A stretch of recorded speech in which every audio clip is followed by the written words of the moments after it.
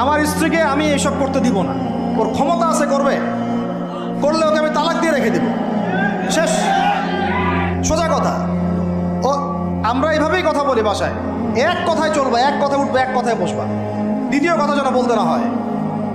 একদিন একটা ইস্যু নিয়ে মানে ঝগড়া তুলকালাম হয়ে গেল না, আমি রাগ কন্ট্রোল করতে পারলাম না। বলছিলাম যে হাত মোজা ভালো করে পড়তে, হাত মোজা, হাত কথা বলার সময় দেখেন যদি আমি হাতে ভাবে উঁচু করি দেখা যায় এতটুকু।